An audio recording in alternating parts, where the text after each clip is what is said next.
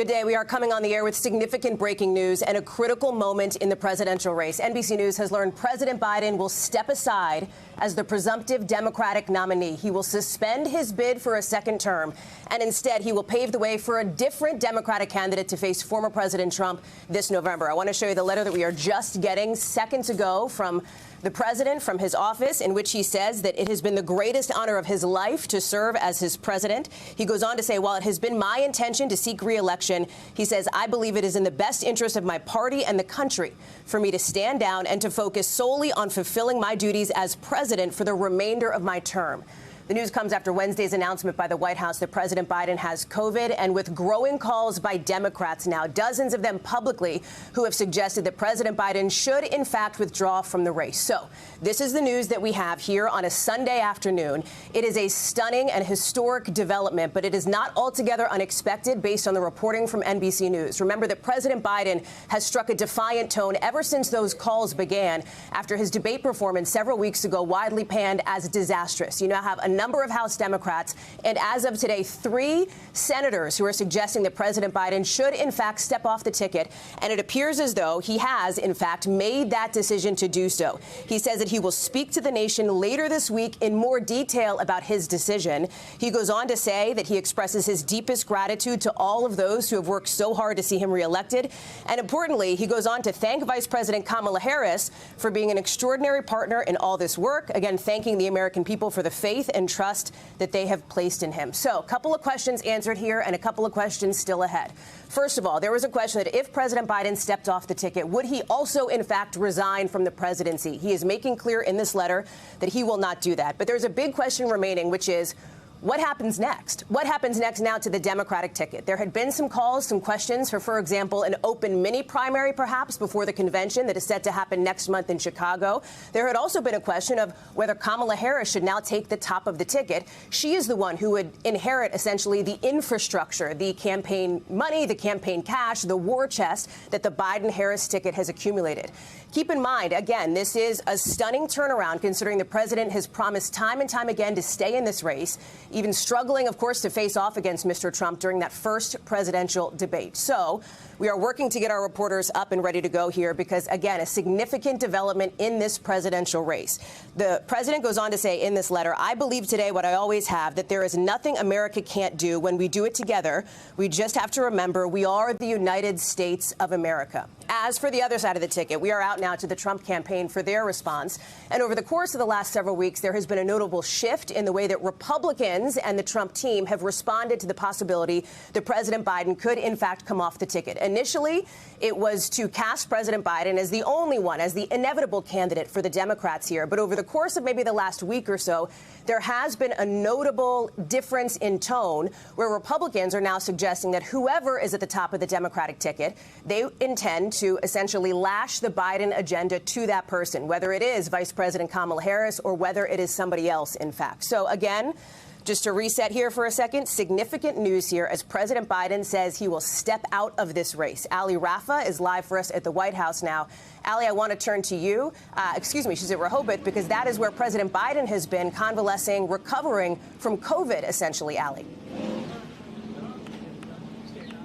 That's right, Hallie, and this was no doubt the most difficult decision of the president's 5-decade-long political career, and he no doubt had plenty of time to think about it over the past few days as he continued recovering from that COVID-19 diagnosis since Wednesday here at his Rehoboth Beach, Delaware home. And remember, this isn't coming as too much of a shock considering what we knew to be happening privately within Biden's inner circle. We knew that there were more reality-based conversations that the president was having with those closest to him, even with his own family members, according to sources familiar with the Biden family's conversations. They were considering factors like how, if he were to step down, what that replacement would look like, what that process would look like, how he would leave the party and the country in the most stable position as possible, specifically in the party's case, in as best a position as possible to defeat former President Trump in November. But of course, this is coming as somewhat of a shock considering how defiant defiant we have seen the president and his campaign be in recent days. As recently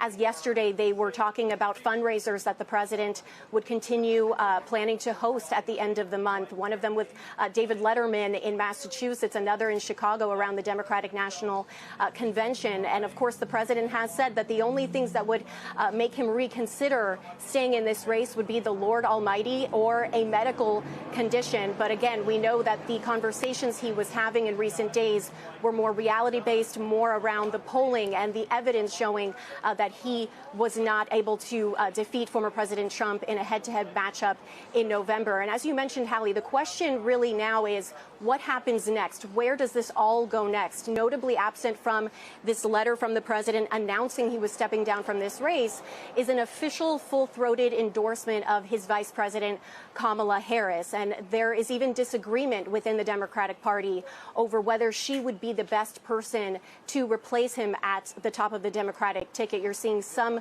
Democrats come out and support her, but also some Democrats come out and support sort of a mini open primary where any Democrat could throw their hat in the ring, a potentially very messy process. And so the president in this letter says he will speak to the nation later this week. Presumably we could hear from him as far as what happens next and who he plans to support in that address that he plans to deliver later this week. But of course, all of this putting more of a spotlight on this already extremely tight timeline that the Democrats have to rally around their replacement, their nominee. You have the delegates planning to vote in a virtual roll call the first week of August. And of course, in mid-August is the Democrats' National Convention. So all of this really putting a spotlight on that tight timeline. And all of this really began with that poor debate performance from President Biden on June 27th against former President Trump. And that's where we saw really the floodgates open with more and more Democratic lawmakers coming out and calling for the president to pass the torch to Vice President Kamala Harris or other Democrats who may be interested in throwing their hat in the ring. Hallie. The other piece of this, Allie, it wasn't simply elected members of Congress who had been frustrated, more than 30 of them suggesting that President Biden should step aside. They had been concerned about not only the prospects for the White House come November, but also those key down-ballot races, control of the Senate and control of the House. It was also, however, donors, with NBC News reporting concerns that money was beginning to dry up going to the Biden campaign until and unless the president were to take the very step that he has taken now in just the last 10 minutes or so. Talk us through that piece of it, the building pressure on this campaign for the president to do exactly what he is now announcing today that he will do, and that is withdraw from the 2024 ticket. Yeah, absolutely. And as recently as the last few days, we saw the campaign trying to reassure donors. We saw the campaign ask Vice President Kamala Harris to join a call for donors to try to reassure them that the president is going to stay in this race so they wouldn't back their support. We also know from sources familiar with the Clintons thinking former President Bill Clinton, as well as former Democratic nominee herself, Hillary Clinton, they were privately supporting the president's decision to stay in this race and even encouraging donors to continue backing him. But you mentioned those down ballot races. We know that the president has had several conversations with prominent Democrats, some of them longtime, decades-long allies of the president, having very blunt conversations, we're told, with the president of how his embattled candidacy, him being at the top of the ticket, would potentially impact those down ballot races. We know Senate Majority Leader Chuck Schumer was here in Rehoboth Beach meeting face-to-face with the president last weekend, and we're told that that was one of the conversations they had, a very blunt and honest conversations about the risk that having President Biden at the top of the ticket also led to. And you mentioned how voters, this isn't just Democratic lawmakers making this call, voters themselves are expressing their opinion. We saw a protest outside the White House yesterday where self-professed Democrats were calling for the president to pass the torch. Also, we have a new poll today, an ABC Ipsos poll, that is saying that the majority of Democrats, over 60%, are calling for the president to step aside because they want another Democratic nominee at the top of the ticket, Hallie. One of the big concerns as it relates to the eyes of voters across America for months now has been President Biden's fitness for office, his age. This has been a generational issue, of course, heading into this election now for some time. The question is now, this paves the way for somebody else. Who will that person be? It seems as though much of the thinking, based on our reporting over the last couple of weeks, has been that it is Vice President Kamala Harris is essentially top of the ticket to lose, if you will, because she is the person now who is the VP, the person who will inherit, as we said, that war chest. But obviously, there are significant questions about what this process looks like moving forward. Ali, I'm going to ask you to stand by for just a second. We're fortunate to have our moderator of Meet the Press, Kristen Welker, who is joining us now on the phone. And Kristen, a significant and stunning development here today. Kristen. This is a very significant development, Hallie. It's one that you and I have been reporting on and we've been bracing for, quite frankly. And apologies, I'm at home, so you may hear a little bit of background noise at home. But we've been bracing for this development, obviously, with growing calls for President Biden to step down in the wake of that disastrous debate performance. But this is still a stunning moment for him to announce officially he's not seeking re-election. While I think a lot of Democrats thought this was coming, the fact that it has now happened is huge. In terms of the reaction, we're just starting to get reaction coming in. But I can tell you that based on my conversations, a number of Democrats have said that this would be a relief if Biden were to drop out. They want to start moving forward. I think the big question, though, Hallie, is what happens next. Will they tap Vice President Kamala Harris? Will he pass the torch to her? Or will there be a mini primary, as some people have called for and said would position Democrats?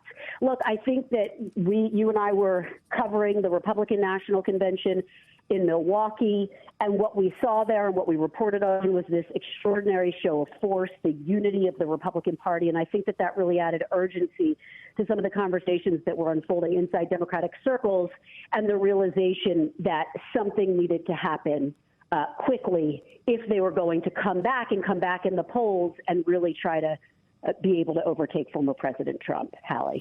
Thanks for watching. Stay updated about breaking news and top stories on the NBC News app or follow us on social media.